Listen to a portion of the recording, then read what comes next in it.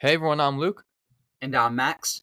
and welcome back to the Upside Down Thoughts NASCAR podcast. And we're back at you with the AdventHealth 400 from Kansas Speedway. And let's kick it off right with qualifying. Let's waste no time. Kyle Larson on the pole, and Chris Buescher barely loses the pole to him by 6/100ths of a second. And you got to feel for Chris Buescher here. He lost the race last year by the closest finish in history of NASCAR, and then loses the pole in such a short time. So, man, just sucks for Chris Buescher that he can't get that pole for Kansas. Absolutely. You just beat me to it. This is just absolute shades of last year's finish. Chris Buescher, he just misses it from the same guy that beat him last year. And that's something you really can't make up. Mm-hmm. But anyway, moving on from there, we see a bunch of Toyotas inside the top 10. You see Bell, Reddick, and Gibbs all inside the top 6. And then you see Chevys rounding out the top 10 with Byron, Suarez, and Elliott. Yeah, a lot of Chevys here, kind of in the top 10 and 15. Ryan Blaney in 10th, McDowell and Haley, two teammates for Spire in 11th and 12th. And then you see a long list of Toyotas here rounding out the top 20. You got Hamlin, Wallace, Jones, Nemechek, two teammates there, with Briscoe and Austin Dillon rounding at the top 20. So a lot of Toyotas inside the top 20, which you usually don't see. They've been kind of pretty poor with qualifying this year, so a good start for them to the weekend. Absolutely. And you mentioned poor with qualifying. Well, I'm just going to head all the way to the back. I'm going to skip over some of your guys that qualified around where they usually do. And I'm going to go back to the 8 of Kyle Busch and a 6 of Brad Keselowski. We talk about these guys week in and week out, just not getting the qualifying they need, the finishes they need. And we see Brad in 36th and Kyle Busch in 35th, almost a full second off the pole lap. And yeah, we had Kyle Larson on the pole who set up a phenomenal lap, basically a record-breaking lap for the Gen 7 car. And still, though, these two cars, they really need to figure something out. And not only do they need to find victory lane, but they got to start finding top 5s, top 10s first. Mm-hmm. Yeah, 100%. You beat me to this point. I was going to mention them, and they're almost 3 miles per hour off the pace of what everyone else is running. So, I mean, that I don't have really any much else for qualifying other than that. I think you made a lot of great points there. So, if you don't have anything else, we'll just kick it right off in the race. I do not. I'll let you get right in. All right, let's go. So, Kansas Motor Speedway, my favorite 1.5 mile speedway track. I think a lot of people can agree with that. It brings the intensity. The passing is just awesome, and this race, in my opinion, did not disappoint.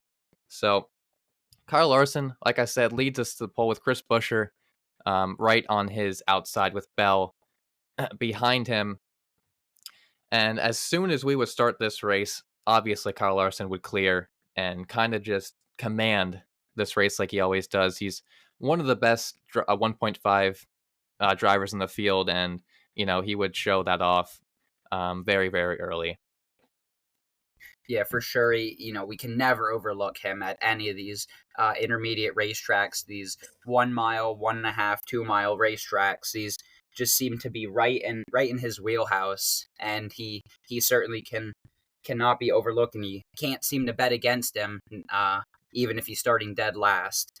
But prior to the start of the race, I actually wanted to mention this, and it's actually going to lead us to another point on about lap 7, but we see Keselowski, Dillon, Briscoe, Barry, Gibbs, SVG, and Zane Smith are all going to drop to the back for adjustments after qualifying that NASCAR did not seem to like. I find that really interesting because some races you seem to see maybe 2 or 3 guys go to the back at most, but here we're seeing 7 guys being put to the back for illegal adjustments. So I kind of wanted to hear your opinion on this. It's just kind of interesting to me. Yeah, I completely forgot to even brush this over, so thank you for bringing it up. During practice, a lot of these guys were running a lot of laps, and a lot of tire failures were happening, or flat tires, and a lot of stuff going on with the right rear tire specifically for a lot of the Fords here, Keselowski, Barry, and Zane Smith. So they would all, make adjustments to those tires and make adjustments to their car, and NASCAR obviously is not going to like that, as you can't make those adjustments before qualifying, obviously. So just super weird as I was watching practice. I didn't get to catch all of these guys that had these problems. Like I got to catch some like Zane Smith and Josh Berry, for example, but super weird. They'd run 10, 15 laps and these tires were just completely failing on them. And it was only happening to this small section of people, like you mentioned. Just really, really weird. Yeah, for sure. And I think that's exactly what I was kind of expecting you to say. But, no later, getting back into the race, we see on lap 7, basically, as soon as the green flag is taken, we see AJ Allmendinger blow an engine. 7 laps in. And I know this is different from what we saw with the blown tires in practice, but still an engine failure in the first 7 laps of the race. These are some really weird things here kind of happening at Kansas. It's almost like a strange omen in a way, as we're seeing 8 cars already 7 laps into the race throughout the weekend that have already had problems. So I don't know if this is a car issue that at Kansas, because we've had some great races here with this Gen 7 car at Kansas, and I don't know. It's just kind of strange to see almost 25% of the field having problems before the race even practically kicks off. Yeah, and AJ Allmendinger had some very choice words over the radio for his engine manufacturing team, and this is something I kind of caught on to while this happened. You mentioned Kyle Busch having a bad qualifying and Colleague in general. So Colleague and RCR have the same engine manufacturer. They use the same engine manufacturers, ECR engines, and Right. I don't know if it was a down week or something in the shop for that engine team, but they did not bring the speed at all. And apparently, they didn't even make an engine that was worth running 10 laps as you saw him explode. So I don't know if this is something that ECR did wrong, something that the team did, adjustments before the race. I have no idea, but something is going on with the ECR engines this week at Kansas, and it was making its presence known very early. Absolutely, and I find this I kind of have a potential reasoning for why this could be happening, and some teams week after week will continue to use the same engine. The engines aren't swapped week in and week out. So I think that maybe AJ's been having good runs the past few weeks, and they might be trying to get as much out of this engine as possible. But still, an engine shouldn't blow if it's running well weeks prior. So maybe they tried to tune something up, tried to get a little more out of the engine that was already really good in the first place, and then just ended up over calibrating something. Or it's tough to say because I'm not a I'm I'm not a physics major, but it's it's just kind of strange to see. hmm Yeah, for sure. Great points there. I wish we had an answer, guys, but we really don't know. And um, so, if you have any suggestions or comments below that you want to add to that, please comment below on this podcast. Because we'd love to hear your side of the story or information on it. But moving on, a bunch of guys are coming for pit stops. And Kyle Larson would obviously stay out to lead with Christopher Bell on his outside. So, um, two heavy hitters in the 1.5 mile speedway skill level. So Larson would obviously take the lead off the restart, and Bell and Busher would battle it out. Those guys are incredible here, as we know. So, and then Chase Elliott, lap 13, having a lot of problems with his car in the air. He mentioned over the radio that his car was just really, really tight within the middle of the pack and aero. So he would kind of brush the roll, but he would continue in the top 10 without really much issues there. So something to look out for later in this race. Um, but just Kyle Larson dominating over Bell. He would continue his race to over a 1.4 second lead. And, obviously a lot of people talk about kind of the Bell and Larson rivalry, I guess you can kind of call it. But I don't really think there's much of a rivalry in terms of this track, maybe. I think Larson definitely takes the skill level over Bell. Um, I just don't really see anything that Bell was doing to, gain on him or contend with the lead. I think Larson was just had the better car and better skill level at this track. For sure, and I don't even really see the two of them as a rivalry. Yeah. In my opinion, it's a who's better than the other. hmm These are two guys that, and as far as I'm aware, they both get along outside of the track. They race dirt, sprint cars against each other, and they have a good time with it. But I feel like Larson almost always comes out on top. So, in my opinion, I'm not talking down on Christopher Bell here. Maybe I am, but in my opinion, I think Kyle Larson's the better driver. Maybe he's in better equipment, but overall, I think Larson is definitely the better driver of the two. Unless sometimes Bell can qualify or better, gets the track position and can stay ahead of Larson. But I mentioned this in qualifying. Even when Larson is way back in traffic, I said he's someone you still can't bet against. And sometimes I feel like I can't exactly say the same for Christopher Bell, depending on what track we're at. But moving on from uh, the two of them, I want to mention Tyler Reddick, who bounced off the wall exiting turn 4 as well, just as Chase Elliott did about 10 laps prior. It's that same spot out exiting turn 4, and I think it's possibly just getting tight in the wake of the car in front of them. And for those that might not know what I mean by getting tight in a wake, so when you're following a car, it can be very difficult to kind of steer your car down the racetrack, as the air will almost push your car off the bottom lane and kind of pull you up towards the wall and not allow you to put your foot down on the throttle quite as quick as you might be able to, as if you're leading the race with no cars in front of you.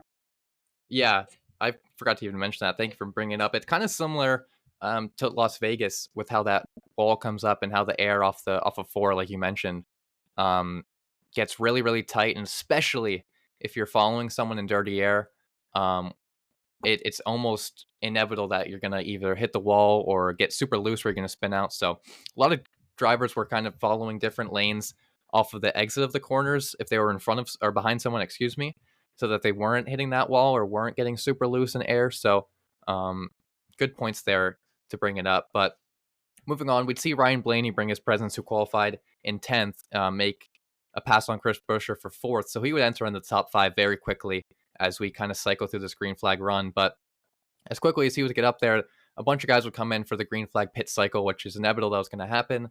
Um, and a bunch of guys that were kind of qualified in the back 20 would stay out a little bit to see if there was any cautions, to try to get maybe a different strategy, maybe some better track position as we're coming up closer to the end of stage 1 here.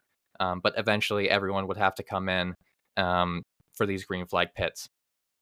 Yeah, absolutely. Those cars that we see stay out there, they're basically trying to push for a caution, and saying if they can get a caution with a lot of cars trapped a lap down, especially the leaders, yeah, the leader will get the free pass and will be at the tail end of the lead lap, but those guys that were way in the back and might rotate to the front because everyone in front of them pits, if they get the caution, they can pit and actually keep their position.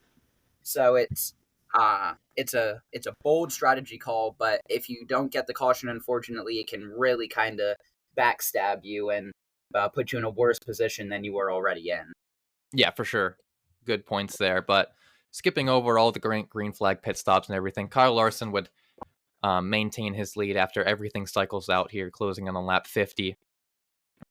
Excuse me. And Alex Bowman, I wanted to mention this a little bit earlier in the race that I forgot to cover. He was flying. Early in the race, he started kind of middle of the pack, like we mentioned, but he would gain a bunch of positions early and a bunch of positions on pit roads. So, he's always been kind of a decent 1.5 driver, in my opinion. So I would look out for him kind of later in the race. But Kyle Larson would continue to extend his lead to almost 3 seconds over William Byron, his Hendrick teammate. Um, and it was just kind of crazy. But as soon as that would happen, Byron just gets a flat right rear tire, and he would kind of half spin off of 4, not really even half, but he would manage to make it to pit road, and it just sucks. We mentioned those right rear tires being a problem in practice. I don't, maybe this had something to do with that. Maybe he tagged the wall earlier in the run. I'm not really sure what happened here. Yeah, I see this as just a typical blown tire. It could have there could have been a tire rub after the pit stop that they didn't get a tire on perfectly, and it might have been kind of slowly tearing out the tire. I don't see anything super crazy there or out of the ordinary, except just a classic NASCAR blown tire. But then moving on from there, the race would continue to stay green as Byron does not bring out the caution. He managed to nurse it back pretty well until you mentioned the half spin he had on pit road, but he was able to gather it up and continue rolling back to his pit box. Uh, we will see Elliott pass Chris Bell for second and hard charge towards Larson at the end of stage 1, but he just won't have quite enough, and Larson will go on to win stage 1. Followed by, as I said, 9 of Chase Elliott, with Christopher Bell, Blaney, and Cindric rounding out the top 5 as well. Yeah, pretty normal guys in the top 5, but you mentioned Elliott, who was my pick to win for this week. Really, really find his grip. And I think you can definitely tell he has a long run car after the green flag pit cycle. So um, very, very good to see him running well in this at Kansas. But obviously, a bunch of guys would come in for pit stops and different stuff like that, fill up on fuel, four tires, all the good stuff. And Larson and Elliott would remain the two leaders after the caution pit stops would roll out. And as soon as they would restart here for stage two, usually Larson would just blow by everyone as he's like the best guy on restarts, in my opinion. But Chase Elliott would continue to battle him for multiple laps on end. Um, and Ryan Blaney would follow closely right behind them. So it seems like Elliott was really the only guy so far that could, answer what Kyle Larson was running and kind of contend with him to maybe battle for the lead here. Yeah, absolutely. And there was something I wanted to mention right before they got to green. And I know I keep backtracking here, but this was big. And we will see an issue for the 11 of Denny Hamlin, who pacing back to the green flag after the pit stops at the end of the stage, reports that he was having a clutch issue. And I know we have talked about this quite a bit, but this is something that kind of tore on him more and more throughout the race. And I just find it amazing that with this clutch issue, that Hamlin is able to stay on track and continue to race and have pace, even though he's running, just outside the top 20, but still having pace to stay in the lead pack. Yeah, and good point that you brought up there. And for anyone really wondering why this is such a big issue, if he comes to a complete stop anywhere on the track, he cannot be able to refire without like his team pushing him because he doesn't have a clutch to push in to get into gear. So see a lot of on pit road. Actually, this this stage one pit stop, his team had to push him to get that car refired. So, and obviously shifting is going to be a problem without a clutch. So, he was doing an incredible job just having pace, like you mentioned, and being able to run where he was and having speed. So, just keep an eye out. We'll definitely bring up his name again with that clutch problem. Yeah, and I think everything we said there is spot on, and just mentions how great of a veteran driver that Denny is, and we for sure will talk more about him later in the race. But moving on from there, we see Larson out to almost a 2-second lead yet again over Christopher Bell, who had found his way past Chase Elliott, who might have wore out his stuff battling his teammate Kyle Larson for about 10 laps at the beginning of stage two, but just wasn't able to keep up the pace as his teammate. And these two will kind of follow suit with each other and, follow the leader.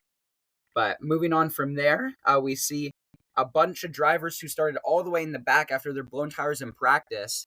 Bringing up these guys again, we see Josh Berry, Zane Smith, and Brad Keselowski. Keselowski in 10th, and this is a huge one for me. I mentioned how he needs to really start racking up top 10 finishes. So to see his car on natural speed inside the top 10 at the beginning of stage two, this is phenomenal work by this RFK team. Oh, 100%. We've mentioned the past couple podcasts, like you mentioned, that he needs to start, racking up these top 15, top 10 finishes, to kind of get himself back into momentum. And he's been running up there. He had a bunch of mechanical problems when he's running up there in the top 10 in previous races, but he's shown the speed. And, a bunch of these guys that you just mentioned were guys that were having those problems in practice and with those right rear tires. So, they're all running up here in the top 10 and they have shown the speed. But moving on from that, Kyle Larson would extend his lead to 5.8 seconds, almost 6 seconds over Christopher Bell and Chase Elliott. And I have never seen a car this fast at a 1.5 mile track in all the years I've watched NASCAR. I don't know if it was the way he was racing the line or his car, or as soon as he got in clean air, he just exploded and just flew past everyone. So it was almost like that Fox was just not even really covering him because he was so far out, and I don't even blame him. It was just incredible to see. For sure, this is just absolutely spectacular. He's out to such a lead here, to the point that the car in second place has clean air. And I find that statement hilarious. How we were mentioning, it's very difficult for the car in second to keep pace with the leader because of dirty air and sliding up the track, getting tight and hitting the wall. But, well, Bell couldn't even contend with the 5 car to even be in his dirty air and try to take a run at him to pass him. This is just absolutely driving the wheels off this thing for the 5 car, and it's just kudos to them for putting together a rocket ship at Kansas this week. Yeah, for sure. Um, excuse me. But the battle for the lead, I guess you could call it, was kind of really in this second, third, and fourth positions with Blaney and Bell and Elliott. So that was kind of cool to watch, to give us some sort of action as Larson was just plowing away from them. But Austin Cindric would initiate the green flag stop and right in the middle of this stage, like we all figured he would. So a bunch of Fords would come in with Gregson, Zane Smith, and then Chastain. The first Chevy would come on the pit road to initiate the pit stops for them. But everyone would have to come in, and here we go. We mentioned Denny Hamlin and his clutch problems. Well, it would get even harder for that team to manage. So, like I mentioned, when that car comes to a complete stop, it is not going to be able to refire without some help from either a push or, something to get that car kickstarted. So he would have a very, very long pit stop on pit road as he would kind of, push down on the gas, and it would just kind of stall the car out. So, um, a very, very difficult problem to work with for that 11 crew. Definitely, but you got to give kudos to this team for not giving up. They will get this Hmm. car back rolling, and it will stay on the racetrack. I will mention for now, because obviously, in order to make these podcasts, we know what does happen in this race now. But to see this car be able to persevere and get as many laps down as they are able to, it's great work by the JGR 11 team. Oh, for sure. Um, moving on, gonna skip past everyone else. Everyone came into pit, so skip past all of that stuff. But Kyle Larson would recycle back to the lead. Who would have guessed? I didn't even know that was going to happen. But Chase Elliott would come back in second, um, and he would obviously try to battle him and get back to try to get back to under a 2 second lead and maybe have a chance to get a run on him. But nothing was working. He would always have that 2 second gap behind anyone that was in second place. And like I keep mentioning, the battle was really for this second, third, and fourth position with Blaney Bell and Chase Elliott. So it was kind of tough to watch at this point, as we had a long green flag run, and not a lot of action was happening um, up in the lead, but these drivers kind of made up for it with this ongoing battle for 100 laps, it feels like. So um, we'll see who kind of emerges out the lead at the end of the stage. Yeah, definitely. And it's kind of funny. We mentioned Kyle Larson driving away, and you said, well, who would have guessed, seeing Larson drive away and rotate back to the lead. But he will report to his crew chief and his spotter that he is having a tire vibration. So this could completely change this race, as Chase Elliott will hear that same thing over his radio.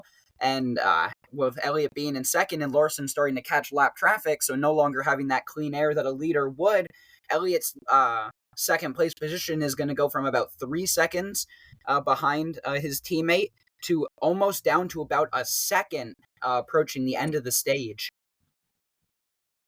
Yeah, and that was the first time these drivers have caught lap traffic, like you mentioned. So it kind of gave us a little bit of hope that maybe Chase Elliott would catch him, but um, unfortunately, not enough time. As at lap 165, it would be the end of stage two, and no driver has ever swept both stages at Kansas.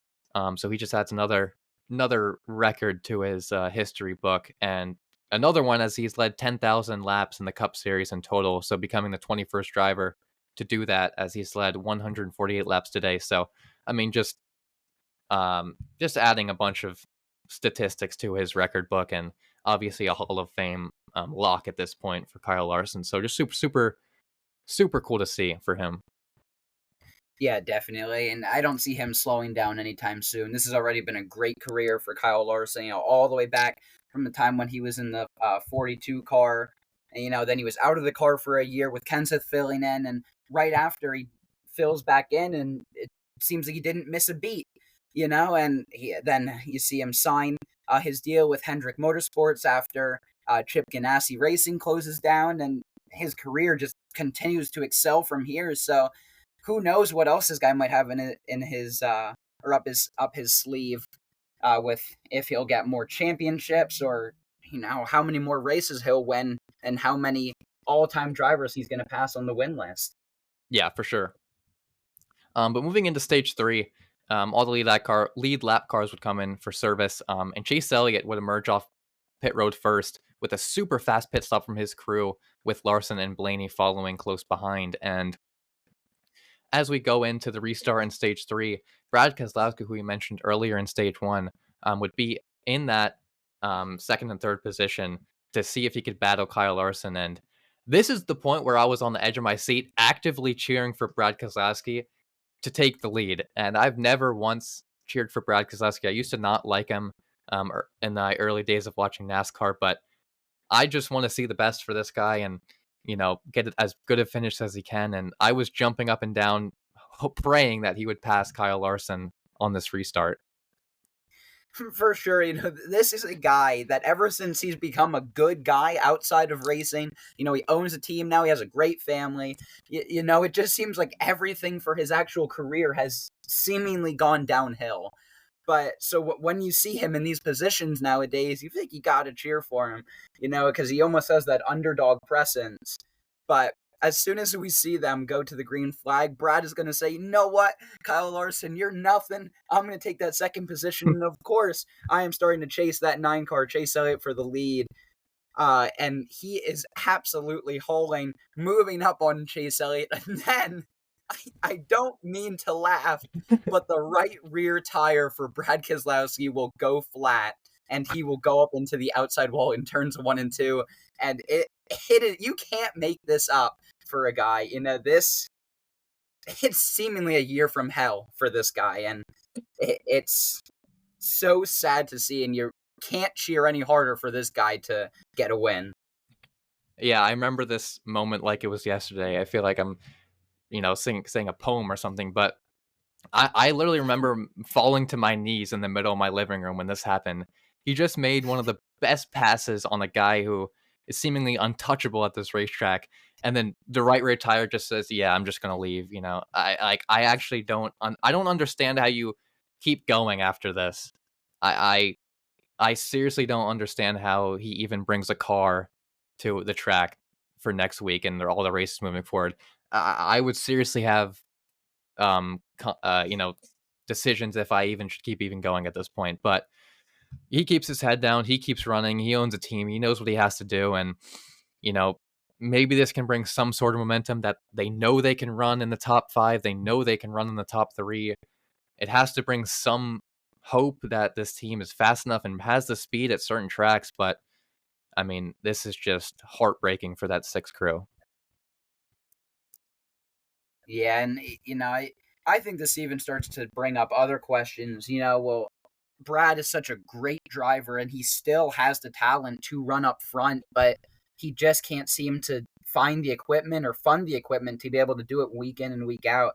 So I'm kind of asking you this, but you know, Brad's an older guy now at this point. He's a veteran. He owns a team, so he's right where he wants to be from, you might say, the administrative part of the sport. But, you know, how long do you think it could possibly be until we see a Keselowski retirement, kind of imminent?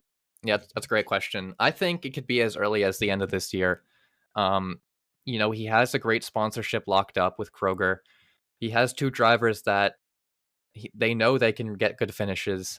I don't think he needs to be racing for the team anymore, and that's going to be a hard pill for some people to swallow. I don't think he needs to be racing anymore. I think he has all the assets to make a championship winning team. He has the drivers, he has the talent, and you know, I think this is kind of doing a disservice to the team to have a third car running out there with with him. I think it's kind of just costing them money.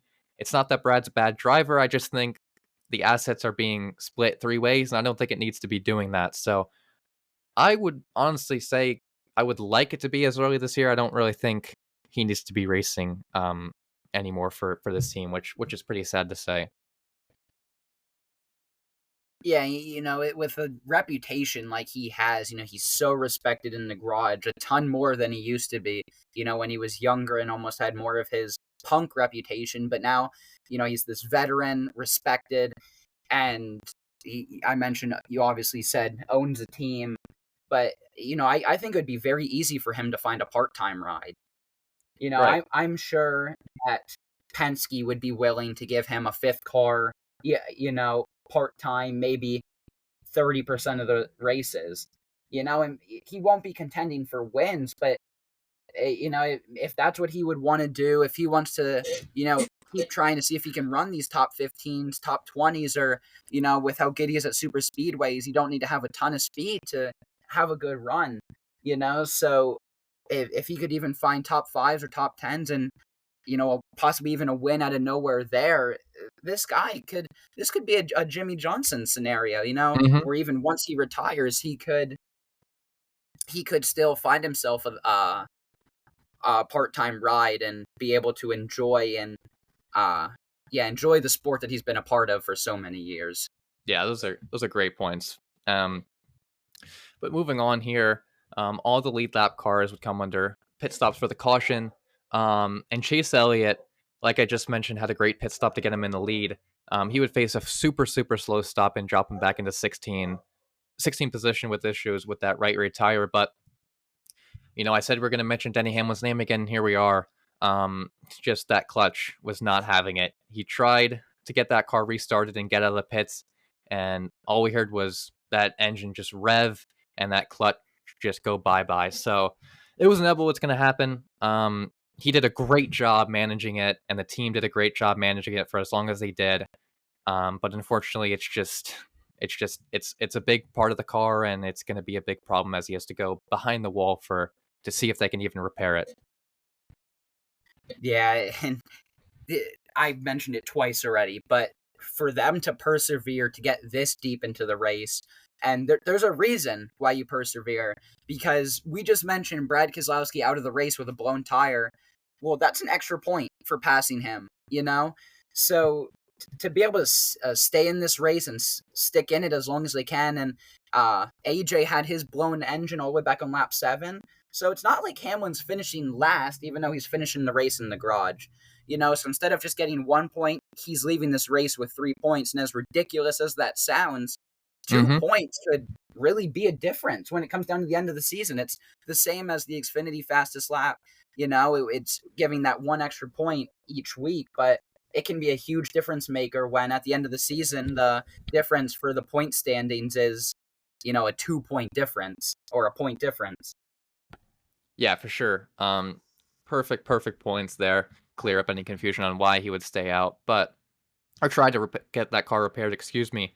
Um, but as soon as we would get this restart going, um, caution would come out again in turn 1 and 2 as Ty Dillon would get loose off of the apron, kind of tight off the apron, wash up into Cody Ware, and it would take out Daniel Suarez in the process. So a hard wreck for those guys running in the middle of the pack, and um, a mistake for Ty Dillon, and unfortunately it cost a bunch of positions and a bunch of days over for these guys that were involved in the wreck.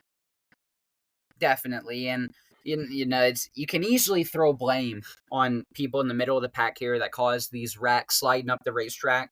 But I I, I say this a lot, and I want everyone to know that is not a NASCAR Cup Series driver to know how difficult that when you're running in the middle of the pack it really is.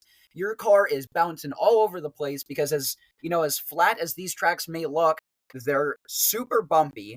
When you're racing in all this traffic, the air is terrible. So all your car wants to do is basically turn right and go head on into the wall. And you're getting bumped from behind. You have to check up because the people in front of you are checking up. And it's not an easy task. So to see a wreck like this happen, it's frustrating and people want to vent and blame it on people, but you really can't, because you see in-car cameras and even shots looking through the front of windshields, and if you ever notice a driver with white gloves or a brighter color gloves, you can see how much their hands are full controlling these race cars, and it's certainly no easy task. For sure, yeah. Great points there.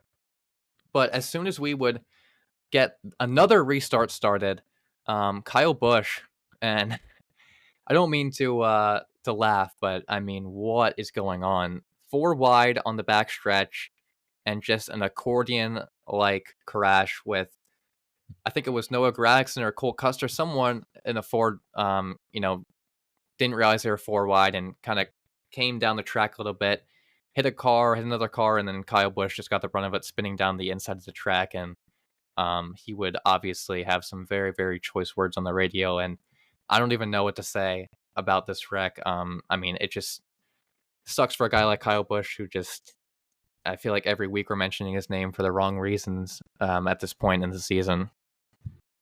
Yeah, and I found this as to be, a funny but kind of sad fact for Kyle Busch. But in at Kansas Speedway, in the last 9 Kansas races, he has spun down the backstretch in 7 of them. So I find that fact quite ridiculous overall, and it just really goes to show you that he's basically getting in the car at Kansas and saying, "Hey, you can't wait to spin down the backstretch around lap 200." Yeah.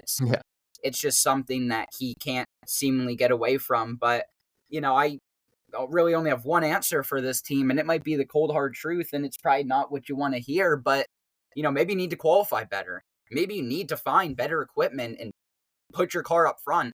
Because if your car's up front, you're not running back where it's 4 wide, making moves on these guys that aren't the greatest drivers, but per se. But maybe he just needs to do better, and maybe that's the wrong answer. But as someone that's been watching this team struggle for quite a while, and with a name like Kyle Busch, it's just kind of frustrating. Yeah, so have a bit of a question. Do you think it's a driver issue, or do you think it's his pit crew or his team, or do you think it's an RCR issue in general? I think it's an RCR issue, and I'm glad you asked this, because I don't really understand why he just recently did this, and maybe it's not an RCR issue, but Kyle Busch just re-signed with RCR and will be with them, I believe, through the end of 2027, if that's correct. Mm-hmm. But I I don't know. Maybe they're thinking that eventually they'll figure something out, but I don't know. This team has been going in the wrong direction. When Auto Club was a thing, we saw this RCR number 8 go to victory lane, and this car used to be fast, and I feel like it's just not anymore. Almost to the point where his teammate Austin Dillon has been faster. So I don't know if it's just frustration from Kyle Busch, and with how he is, this could just be arrogance, saying, if you're not going to give me good equipment, then I'm going to choose to not run well for you guys, because that's the Kyle Busch way. And even though it might not be the right way, it's just how he's always been. Yeah. Um, and just wanted to circle back to the re-signing point you made. When I saw that, I was like, I just was confused. I'm like, why would you go through another 2 years of this just hell that you've put yourself through with this team? And I don't know if it's because he tried to talk with other teams and they, were saying that, hey, we don't really have any open spots and we're not going to make any moves to give you a ride or give you a charter. I don't know if no team wanted him. I'm sure that's not the case. It's Kyle Busch. Um, I don't know if there was a lot of money involved with RCR to keep him around just because of his name. But it seems like RCR, the only reason they are keeping him is just because of his presence and the name that he holds. And they don't actually care that he is trying to go out there and win races and get that team. Because when he came there, the sole reason was to get that team into a championship caliber team. And arguably the team is worse now than it was, in my opinion. So I don't understand the reason to re-sign with them.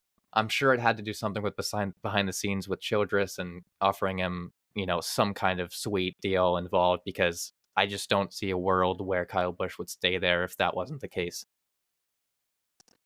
Yeah, and we talked about this off podcast, but the whole thing about Kyle Busch possibly going to 2311 after he was on Actions Detrimental with Denny Hamlin, and they were having a great conversation. They were laughing, having a great time, and everyone thought, they're like, "Wow, this guy is going to kick Riley Herbst out of his ride, and this guy is going to be with 2311 in in 2 years or whatever, whenever his contract expired with RCR. And then literally 5 days after he's on the podcast, he re-signs with RCR, and everyone was just so confused. But now I see that really the only scenario that Richard Childress might be trying to do for that team is, and I really wouldn't like this move if it would happen, but I could see Richard Childress eventually maybe switching Austin Dillon with Kyle and saying, well, with Kyle's name, we're going to put him in the 3 car because we all know the figurehead and the reputation that the 3 car has always held. With all the way back to Dale Senior, and maybe they're like, well, Kyle Busch, he's the some might say the Dale Senior of present day, or not as much as he was or used to be, but he's that name that when you think of NASCAR, everyone says, well, what's one NASCAR driver you can name? They say Kyle Busch, right? So I think it could be possibly getting him ready to move into the 3 car and almost use him as more of a mascot than even a driver at that point. I would really hate to see that, but I could see them going that direction. Yeah, I didn't even think about that. That's a very interesting point. And if that happens, then, it's clear that this is just all a, you know, PR stunt and not actually, a move to try to make that team to a championship caliber team that I think I still have a little bit of hope that, if they get the right guys, I think that team has the skills and the equipment and everything to, maybe contend for a championship one day. But I mean, it feels like they're not even trying at this point. They're just, they have the name Kyle Busch, and that's really all they care about. So they're just ruining his career, it feels like. But I would love to see him go to 2311 and take over that 35 car, take over, the 23 or 45, even if Hamlin wanted that to happen. But fortunately, it seems like that's not going to happen anytime soon. But moving on here from the Kyle Busch situation, um, everyone would, stay where they were at, and some guys in the back would pit because they kind of figured there was going to be a long green flag run. But Kyle Larson would stay in front with Christopher Bell on his outside, like we keep mentioning, with Alex Bowman just behind Kyle Larson, his teammate.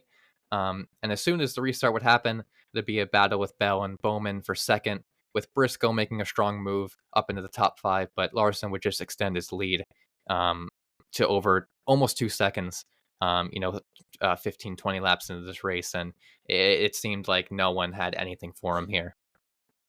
Yeah, absolutely. Yeah. Kyle Larson will continue to drive away. It's really as simple as that.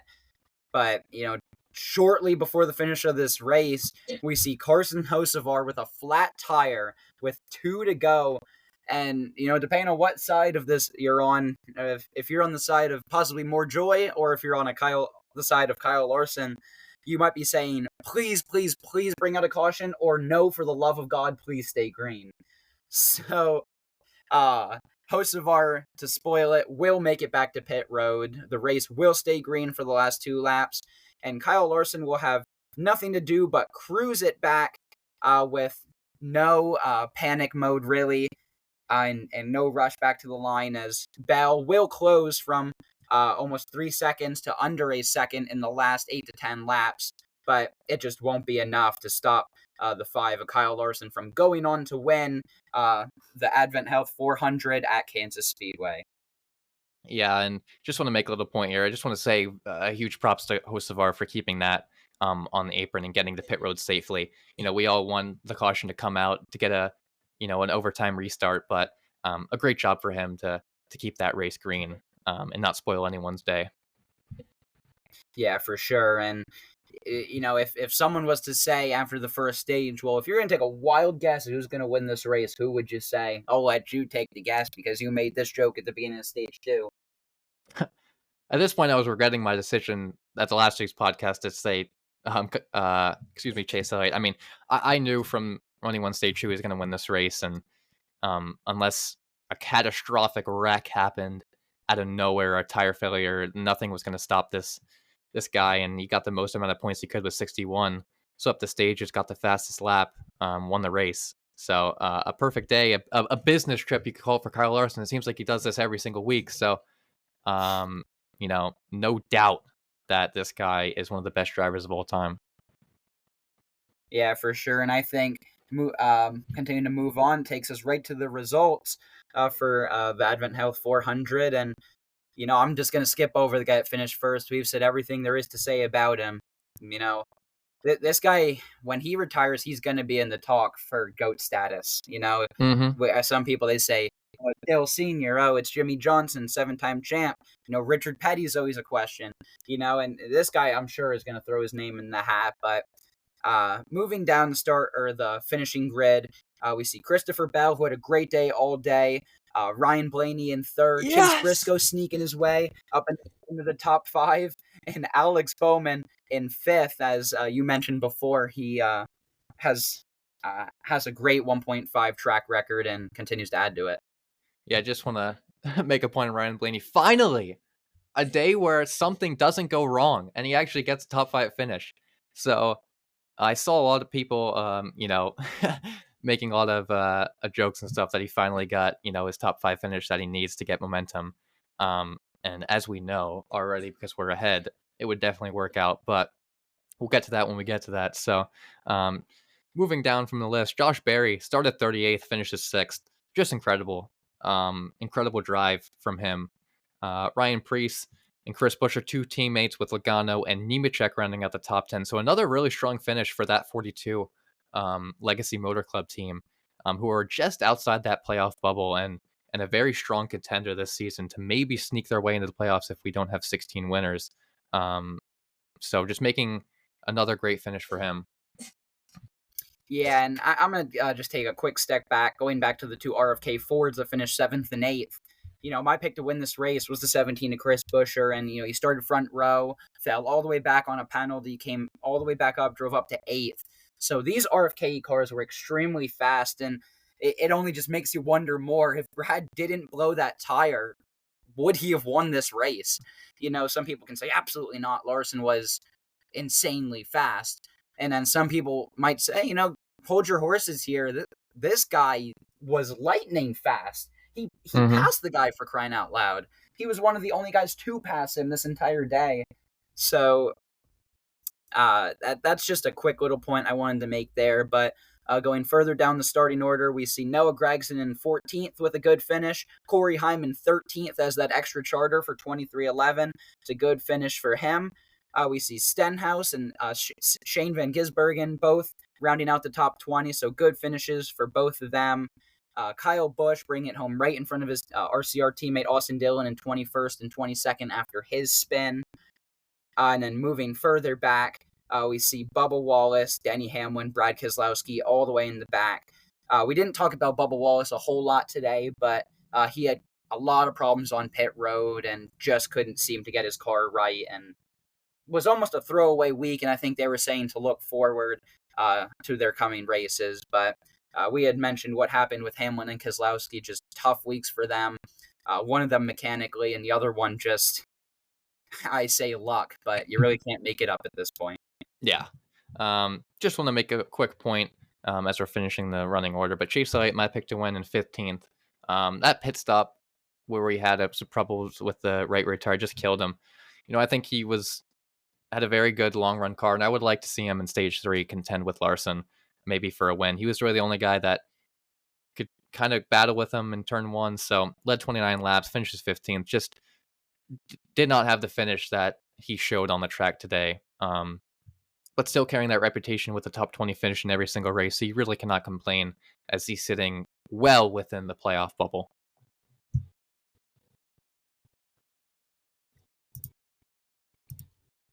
But moving on. Yeah, for sure. And I'm sorry. You're good, go ahead. Go ahead. Just moving on, rounding out the finishing order. Obviously, you mentioned all the DNFs, and just want to touch on Brad Keselowski again. Just still breaks my heart for this guy. And I seriously think he could have won today, but that's all I got for the finishing order of the race. So if you have anything else to add, go right ahead. I do not. I think it's, at this point, possibly on to next week for the All Star race. But of course, we're still going to give our picks to win. But, I was thinking we'd do it a little differently this week, throw a little Okay. All Star spin on it. There's the both the heat races, there's the last chance qualifying, and then there's the actual All Star race. So, what I was going to do is I was wondering if you wanted to throw out who you think is going to win either the heat races or who's going to race their way in, because we don't know exactly who's starting in what heat yet, and then who's going to race their way in the last chance qualifier, and who's going to win the race. So a few extra picks this week for All Star Hmm. Week. So I thought for the All Star Open, I thought Wallace was going to win by a little bit here. I thought he was the best driver in that kind of open field, and he was my pick to win for the Open. And I just want to add a little. My fan vote was for Carson Hocevar. Um, if you they had a little, so whoever wins the Open and whoever gets the most votes as the most likable driver in the Open gets a spot in the actual All Star race. So those were my two kind of picks, I guess you could call them. Yeah, my pick for the Open, as you said, was actually the 71 of Michael McDowell. This guy, he's been fast week in and week out. And we've been mentioning him. He's sneakily in the top 10, top 15s at tracks that we never would have even heard of him being up there when he was with Front Row. So this guy has been extremely fast so far this year in the Spire 71, and he's my pick to win the Open. And we had a very, very similar pick for the fan vote. We both decided on the 77 of Carson Hocevar. How could you not? Yeah. But then onto the actual All-Star race itself. My pick to win was the 22 of Joey Logano. Oh. I assumed he was going to go back to back, which will be a funny ending when we get there next week. But Yeah, well, another very similar thing with the Open. My pick was the 22 as well. You cannot bet on a different guy in any All Star race than Logano. So kind of very similar picks, but hey, we just have similar knowledge, I guess, on on racing. or guys that are very hard to bet against at Yeah. certain tracks. This is only one of our first couple of years going to North Wilkesboro, so with not a whole lot of information or statistics to go off of, it's very easy to have the same picks. So Yeah, for sure. I'm glad we do. 'Cause that means we're on the same page and we see the same stuff. So Yep. I've got nothing else. If you have nothing else, we can round this out. All right. Yeah, I just want to make a last little point here. Make sure you guys get interactive in the comment section. I made a point last week, or you can make any comment. You can ask us what our favorite drivers is for whatnot. Just any question that we can get more interactive with you guys, and make you a part of the podcast that we do every week here. So ask any question you want. Doesn't even really have to be about the race that we're covering. It could be about a race 3 weeks prior. We'll try to go back and remember if we can. If we can't answer the question, we'll do our best to respond to you in the comments below. But just make sure we just want to make sure you guys are getting the best experience out of the podcast that you can, because that's all we really want for you guys on your as you're listening every single week. But that's all it for me. I want to thank you guys so much for listening this week again for the AdventHealth 400, and we can't wait to see you for the All-Star race in the coming days when we bring out that podcast. So see you guys. See ya.